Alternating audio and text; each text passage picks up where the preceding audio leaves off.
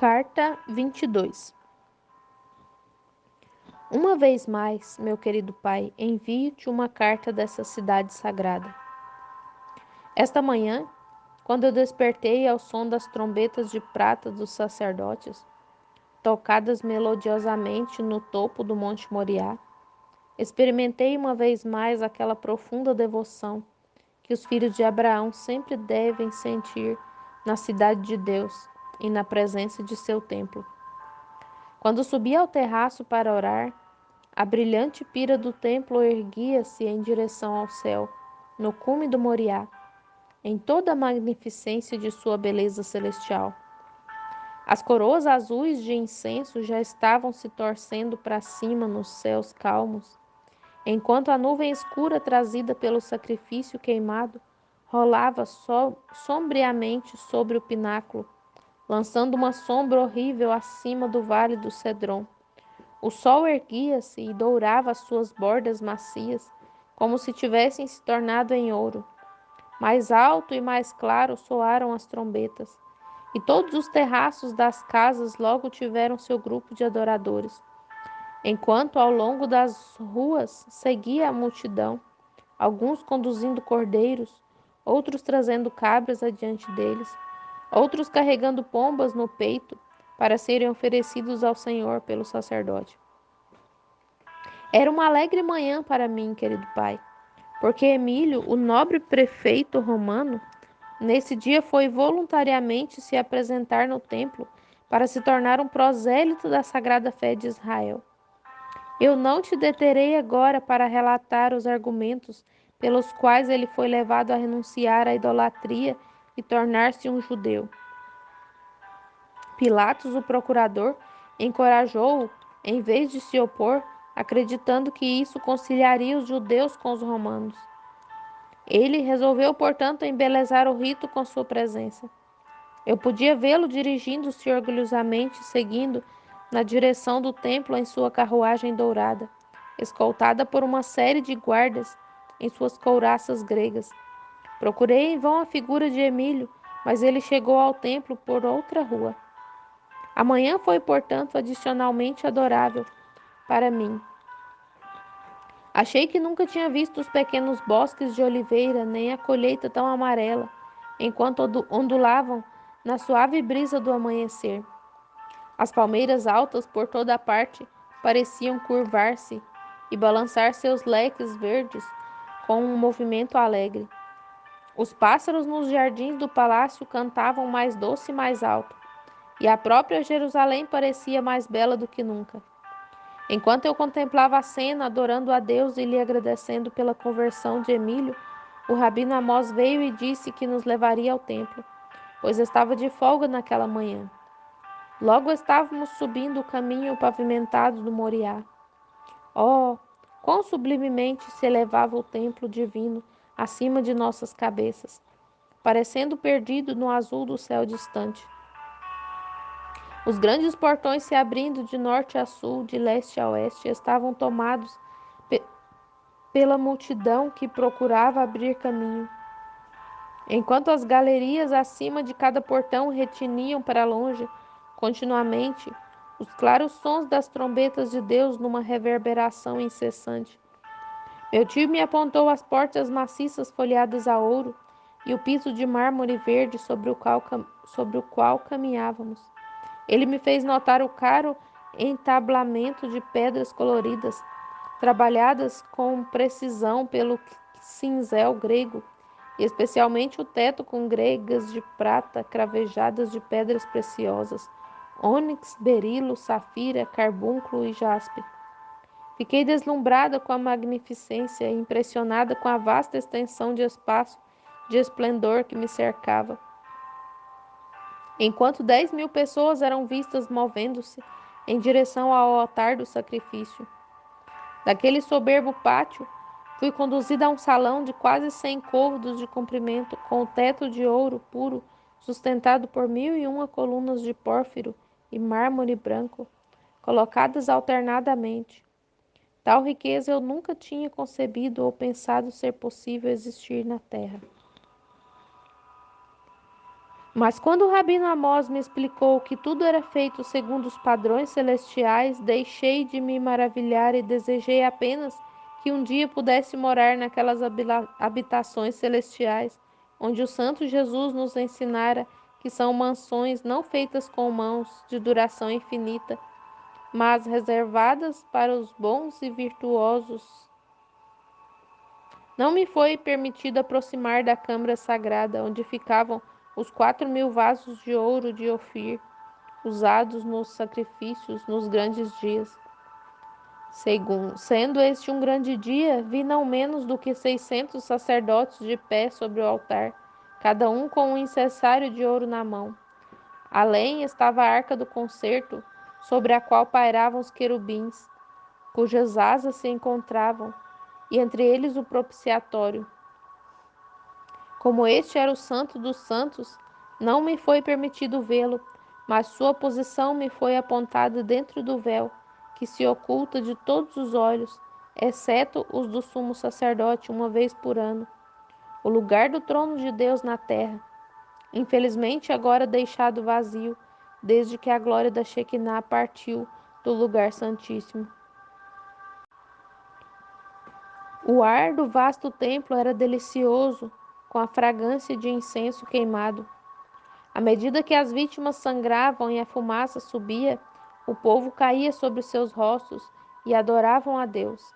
Era uma cena impressionante e fez meu coração ficar tranquilo. Pareceu-me ouvir a voz de Jeová rompendo a calma que se seguia. Mas depois de alguns momentos de silêncio, toque de sombre... um surpreendente toque de trombeta emocionou todas as almas da multidão incontável. Seguiu-se um ressoar de música que sacudiu o ar, de um coro de 2.000 cantores, homens e mulheres, dos filhos e filhas de Levi, que serviam no templo. Entrando pelo pátio do sul, eles avançavam numa longa procissão, cantando cânticos sagrados e tocando trombone e harpa, saltério e tambor.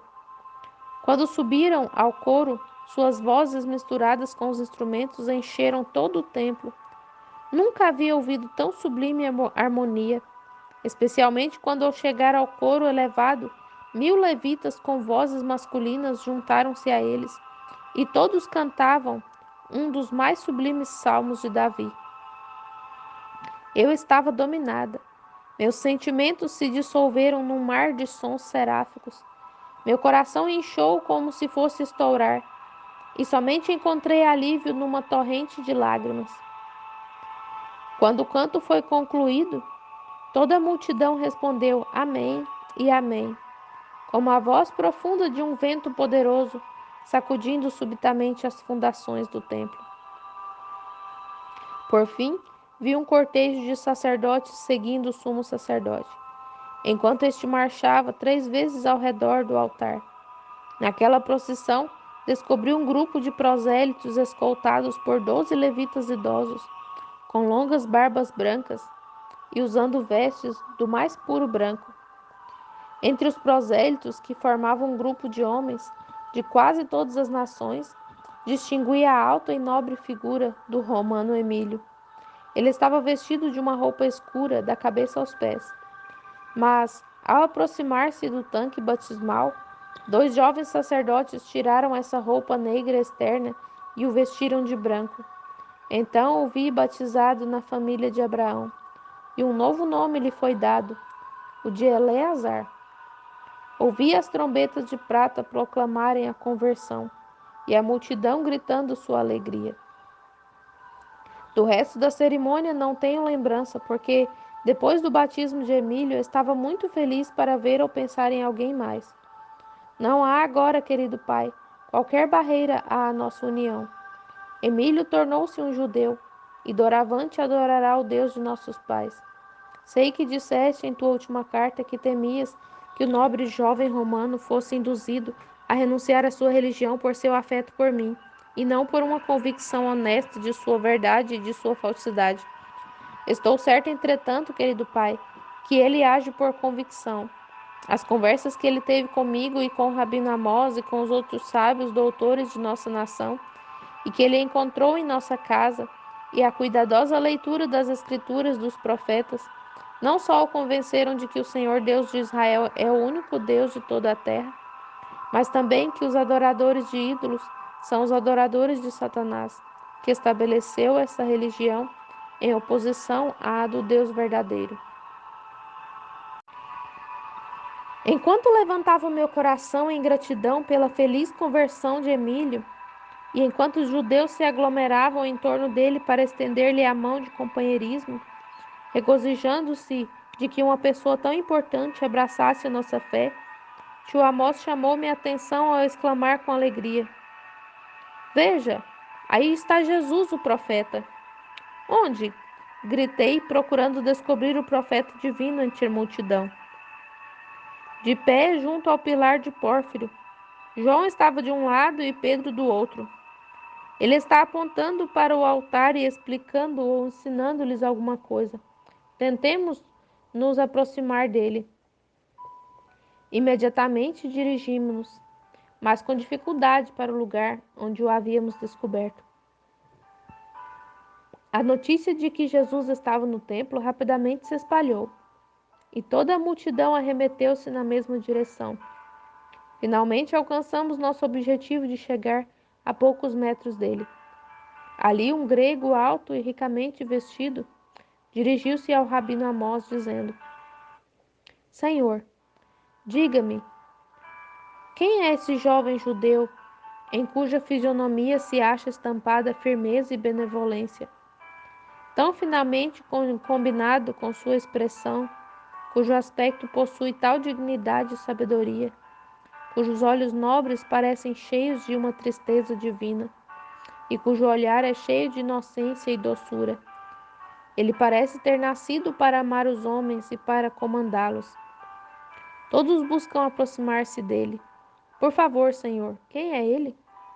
Esse, ó estrangeiro, é Jesus de Nazaré, o profeta judeu, respondeu tio Amós, encantado em apontá-lo a um estrangeiro. Então fui bem recompensado em minha viagem, por ter me desviado para Jerusalém, respondeu o grego. Ouvi falar de sua fama na Macedônia e me regozijo em vê-lo. Pensa o Senhor que ele fará algum grande milagre? Ele faz milagres não para satisfazer a curiosidade, mas para dar testemunho das verdades que ensina, provando que elas são vindas de Deus. Ouça, ele fala, exclamou meu tio. Todas as vozes fizeram silêncios quando Jesus, enquanto a de Jesus se elevou de modo claro, doce e emocionante como um clarim celestial. E ele pregou, querido Pai, um sermão tão cheio de sabedoria, de amor aos homens, de amor a Deus, de conhecimento de nossos corações, de poder divino e convincente, que milhares choraram. Milhares ficaram presos ao lugar com temor e alegria, e todos se comoveram como se um anjo tivesse falado com eles. Eles exclamaram: Nunca um homem falou como esse homem. E certamente nunca lábios humanos distribuíram tanta sabedoria. Quando ele terminou, os sacerdotes, vendo que ele transportara os corações de todos, ficaram terrivelmente enfurecidos. Não podendo desabafar o ódio e medo de outra maneira, contrataram um homem vil chamado Gazel, um ladrão que, apanhando no altar uma das facas do sacrifício, manchadas de sangue, se arrastou na direção dele por trás da coluna para assassiná-lo. O ladrão aproximou-se e aproveitando-se de uma posição favorável para executar a ação, ergueu a mão para atacar o profeta pelas costas. Quando Jesus, voltando a cabeça, deteve a mão do assassino no ar com somente um olhar. Incapaz de mover um músculo, Gazel atraiu o olhar de todos nessa atitude assassina, como uma estátua de pedra. Volta àqueles que te contrataram. Minha hora ainda não chegou. Nem eles podem ter qualquer poder sobre mim, até que a vontade de meu Pai se cumpra em mim. O assassino inclinou a cabeça com profunda humildade, A faca caiu de sua mão e ressoou no chão de mármore. E ele atirou-se aos pés de Jesus, implorando perdão. O povo teria despedaçado Gazel, mas Jesus disse: Deixem-nos seguir em paz. Chegará o dia em que ele quererá dar a sua própria vida para salvar a minha. Vocês, sacerdotes, querem me matar, acrescentou ele, fixando seu olhar claramente sobre o grupo que enviara Gazel. Por que buscam a minha vida? Porque eu testemunho da maldade de vocês. Vocês colocam sobre as pessoas pesadas cargas e não as levantarão com um de seus dedos. Vim ao que é meu e ao meu templo, e vocês não me recebem. Dia virá quando este templo será derrubado, e nenhuma pedra restará sobre outra. E alguns que me ouvem agora verão e se lamentarão naquele dia. Ó Jerusalém, que matas os profetas e apedrejas os que te são enviados. Quantas vezes eu quis ajuntar teus filhos, como a galinha ajunta os seus pintinhos debaixo de suas asas, e não quiseste. Tu ficarás desolada e afastada das outras cidades, porque não conheceste o dia da tua visitação. Mas vocês que escaparem desses problemas, procurem entrar em meu reino que não terá fim. Voem para Jerusalém, que está acima e que é acima de tudo, cujo fundamento é eterno e cujo templo é o Senhor Deus Todo-Poderoso, que também é luz e glória. Ao serem ouvidas essas palavras, surgiu um grande clamor de 10.000 vozes. Salve Jesus, o Rei de Israel e Judá! Hosana ao príncipe de Davi! Não teremos outro rei senão Jesus. A esse brado, que foi apanhado e repetido além dos 4 portões do templo, os sacerdotes gritaram em alta voz que o povo estava em insurreição. Pilatos, que estava com sua guarda, deixando o pátio dos gentios, ouvindo isso, virou-se para perguntar o que significava aquilo. Um dos sacerdotes, desejoso de ver Jesus morto, prontamente respondeu que o povo tinha proclamado Jesus o Nazareno rei e que ele já estava se colocando à frente do povo. Ouvindo isso, Pilatos enviou mensageiros ao castelo de Davi em busca de soldados e, com a sua guarda, voltou ao portão do templo, carregando contra o povo espada na mão. O tumulto agora era assustador e o derramamento de sangue teria sido grande, mas Jesus subitamente apareceu diante de Pilatos. Ninguém viu como ele chegou ao lugar e disse: Ó Romano, não busco outro reino, senão aquele que meu pai me deu. Nem o teu poder, nem o de teus mestres estão agora em perigo. Meu reino não é deste mundo. Pilatos foi visto curvar a orgulhosa cabeça com humilde obediência diante do profeta e dizer amavelmente: Não desejo prender-te. Tua palavra, ó profeta, é suficiente para mim. De ti eu tenho ouvido muito até agora. Virás comigo ao meu palácio e deixarás que eu te ouça e veja algum milagre? Tu me verás em teu palácio, mas não hoje. E tu verás um milagre, mas não agora. Após Jesus dizer isso, retirou-se da presença de Pilatos, e aqueles que o teriam procurado para fazer dele um rei não puderam descobri-lo em parte alguma. O resultado da tentativa do povo em fazer do profeta seu rei e, sob seu comando, derrotar o poder romano foi desastroso. As autoridades romanas, instigadas por Anás e pelos seus sacerdotes, olhavam para Jesus com olhos de ciúme. E Pilatos, essa manhã, disse a uma delegação de sacerdotes que o esperavam para pedir-lhe a apreensão e prisão do profeta, que na primeira prova por eles trazida da hostilidade de Jesus a César, enviaria soldados para prendê-lo. Hoje Jesus se refrescava em nossa casa, quando vários escribas e fariseus vieram. Vi pelos seus olhares sombrios que premeditavam o mal, e secretamente enviei Eleque com uma mensagem a Emílio, agora Eleazar, pedindo-lhe para ficar próximo, para proteger Jesus, pois Emílio é agora devotado a ele. como nós, e Jesus se alegra em ensinar-lhe as coisas do reino de Deus. Jesus, conhecendo o coração desses homens maus, disse-lhes, depois que se sentaram e ficaram alguns minutos em silêncio: Por que viestes? Mestre, disse Jorão, um dos principais escribas, sabemos que és um mestre vindo de Deus e que não temes a ninguém nem consideras a pessoa de qualquer homem. Sim, acrescentou Zadok, um levita de grande fama entre o povo. Ouvimos quão audaciosamente tu sempre falas e não recuas diante do poder do homem, que nem Pilatos, nem Herodes, nem mesmo César podem fazer silenciar aquilo que tu escolheste dizer.